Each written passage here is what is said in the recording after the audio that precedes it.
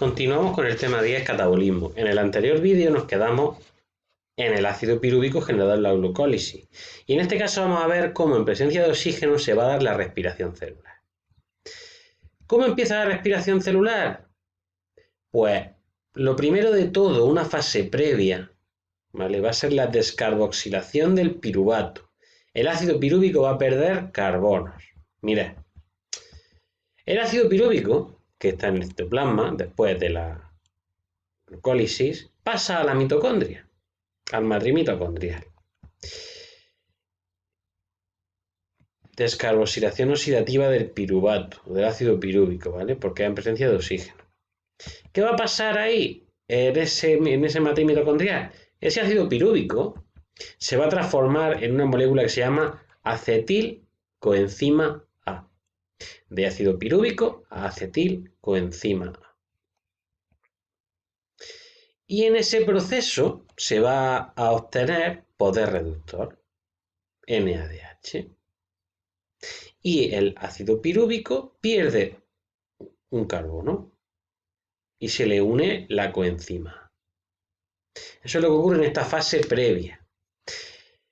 Balance de este ciclo de la descarboxilación oxidativa del pirúvico, de dos ácidos pirúvicos y dos NAD+, pasamos a 2 acetilcoenzima A, que vienen de aquí, 2 NADH más 2H, que viene de aquí, y 2 CO2, que vienen de haber quitado a esta molécula carbono. Ahora, una vez que tenemos el acetilcoenzima A, puede entrar en lo que conocemos como ciclo de Krebs. Ciclo de Krebs. El ciclo de Krebs se define como la vía metabólica central de todos los organismos aerobios. Todos los organismos aerobios llevan a cabo este ciclo. ¿Qué ocurre en él? Pues que los grupos acetilo que contenía el acetilcoenzima A se oxidan. Los grupos acetilos se oxidan hasta convertirse en CO2. Ya hemos degradado por completo todo el acetilcoenzima. Pues ya el CO2 es lo más degradado que hay. En este ciclo obtenemos ATP. En este ciclo se obtiene ATP y poder reductor, NADH y FADH2, que lo vamos a ver después. Importantes cosas de este ciclo. Vamos a continuar. Se trata de una cadena cíclica de reacciones. Es un ciclo, una cadena cíclica de reacciones. El acetilcoenzima A, como hemos dicho, se oxida por completo hasta CO2. De acetilcoenzima A, que entra en el ciclo, pasamos a CO2, a poder reductor de estos dos tipos, NADH y FADH2, y GTP, que es energía, que puede ceder un fosfato al ADP para obtenerse ATP. ¿Vale? Entonces, esto digamos que es lo mismo. Se obtiene un GTP que rinde como un ATP, energía. ¿Por qué es importante el poder reductor? ¿Dónde viene la importancia de este? Pues este está cargado de hidrógeno y de electrones, que los va a ceder a la cadena respiratoria, que la vamos a ver después, el ciclo posterior. ¿Con qué objetivo? Con el de obtener ATP, pero eso se verá después. Este ciclo de Krebs se da en la matriz mitocondrial.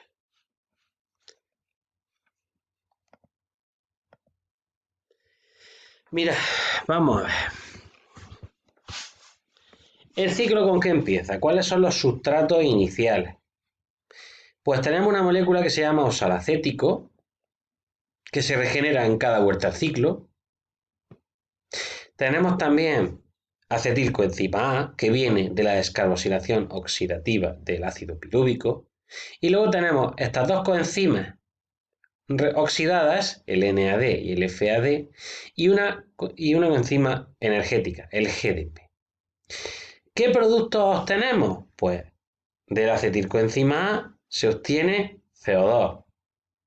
El oxalacético se queda igual porque se regenera, así que no lo vamos a incluir. También se obtiene del NAD pasamos a NADH más H.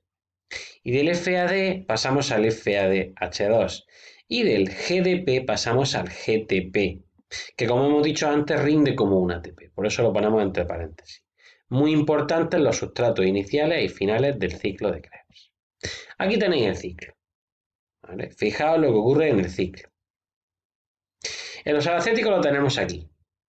El acetilcoenzima A cede sus grupos acetilo al oxalacético y se forman diferentes compuestos. No tenéis que saber el nombre de los compuestos, por eso no os lo he puesto.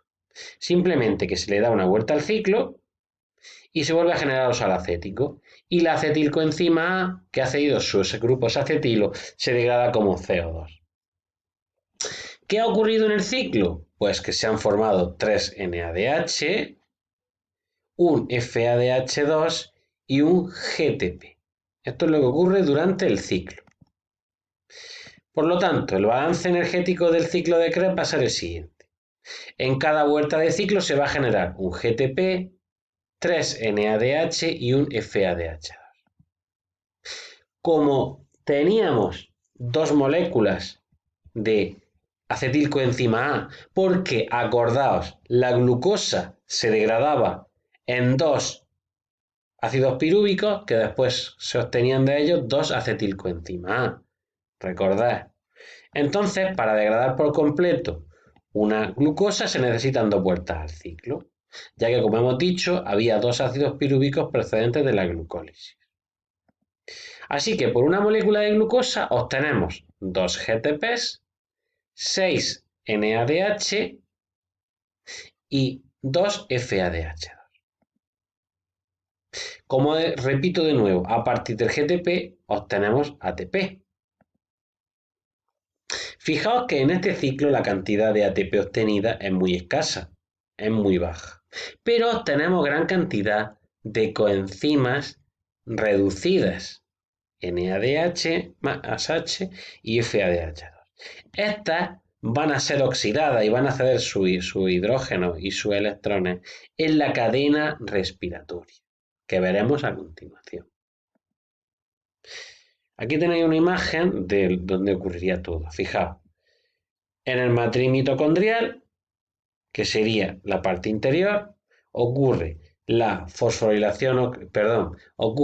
descarboxilación oxidativa del ácido pirúvico para obtenerse acetilcoenzima A. Y este ingresa en el ciclo de Krebs, que ocurre en el matriz. Y después la cadena respiratoria va a ocurrir en las crestas mitocondriales, en la membrana mitocondrial interna. Bueno, pues vamos directamente a ver la cadena respiratoria. ¿Qué ocurre en esta cadena respiratoria? Pues mirad, en esta cadena respiratoria se va a producir un transporte de electrones. Las coenzimas reducidas, NADH más H y FADH2, van a ceder sus electrones. Los van a ceder a un grupo de diferentes coenzimas transportadoras o complejos enzimáticos que están en la membrana mitocondrial. Esos electrones que proceden de estos dos van hasta el oxígeno y al llegar al oxígeno los electrones se forma agua, que sería un producto de desecho, agua metabólica. Aquí lo tenéis, producto de desecho, el agua metabólica. Algunos transportadores, para que os suenen algunas moléculas que transportan esos electrones, pues el citocromo, los citocromos o la coenzima Q. ¿Dónde se localiza la cadena respiratoria? En la membrana mitocondrial interna o en las crestas mitocondriales, que es lo mismo. Aquí tenéis una imagen que os lo ilustra. Fijaos, mirad. El NADH y el FADH2 procedentes del ciclo de Krebs, que teníamos NADH y FADH2, de la descarboxilación oxidativa del ácido pirúvico. De esta había NADH, también cede sus electrones. Y en la glucólisis, que se producía NADH, también cede sus electrones. Pues fijaos, estos dos ceden sus electrones y se oxidan. Y esos electrones van pasando por una serie de transportadores de la cadena mitocondrial, en la membrana mitocondrial interna o crestas mitocondriales. Fijaos cómo van transportándose esos electrones. Esto es lo que estamos viendo hasta ahora. Fijaos, serían las flechas de color naranja. Esos electrones llegan hasta el oxígeno y se asocia a hidrógeno formándose agua. Todo esto hasta aquí. Pero hasta aquí no hemos obtenido energía. Ahora vamos a ver cómo se obtiene esa energía. Vale, primero, antes de todo, en la cadena de transporte electrónico, ¿qué es lo que entra al ciclo?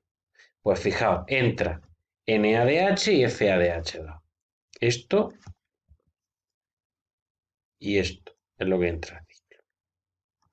Sean los sustratos. Y también entra oxígeno, que lo tenemos aquí. Esos son los sustratos. ¿Qué se produce? Pues NAD, FAD y agua. Estos serían los sustratos y los productos de la cadena de transporte electrónico. Aquí tenemos definida la cadena de transporte electrónico.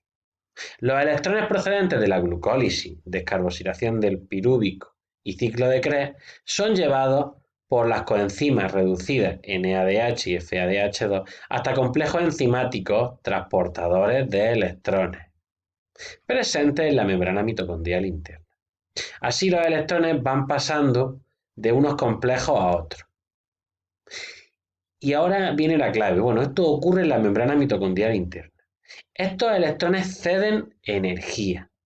Van a ceder energía, van a ir cayendo de nivel energético. Van a ir cediendo energía a los complejos transportadores de electrones. Digamos que como que los cargan. ¿Para qué los cargan? Pues lo vamos a ver ahora. Los cargan para que con esa energía puedan bombear hidrógenos en contra de gradiente. Si no, no se podrían bombear estos hidrógenos en contra de gradiente.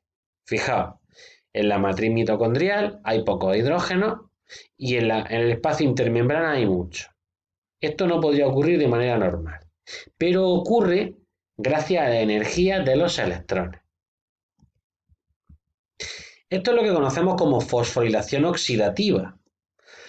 Porque fijaos, esos electrones, esos hidrógenos que han pasado en contra de gradiente se cargan de energía. Adquieren una energía que se llama energía protomotriz. Y esos electrones cargados, esos hidrógenos cargados, esos hidrógenos cargados van a pasar por la ATP sintasa que tenemos aquí.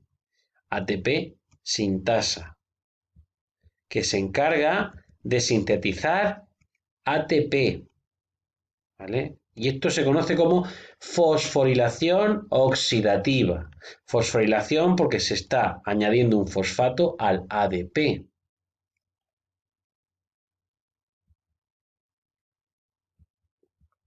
Vamos a ver si lo entendemos de esta manera. Fosforilación oxidativa consiste en la síntesis de ATP. Gracias a la energía de los electrones que en la cadena de transporte electrónico lo han cedido a los diferentes transportadores, como tenéis aquí. La energía desprendida de los electrones genera un gradiente de protones.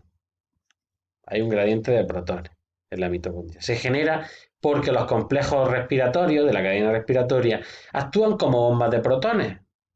Bombas de protones que lo que hacen es emplear esa energía para bombear los protones en contra de gradiente.